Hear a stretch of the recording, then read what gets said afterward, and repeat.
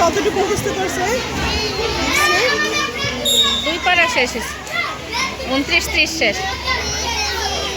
গেপ যায় তো, খালি থেকে শুরু করতেছে না, অনেক স্লো, একদম স্লো।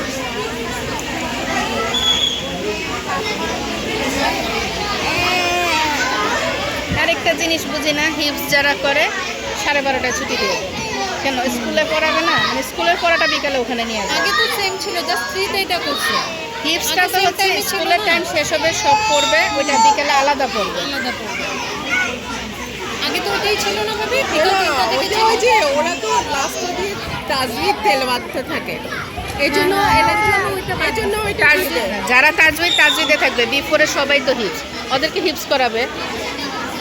ওদেরকে ওই যে বেশিক্ষণ করার জন্য ছুটি দিয়ে দেয় আর কি। এই দুজন তো আরামে বোরিং হয়ে গেছে মাঠে নেমে।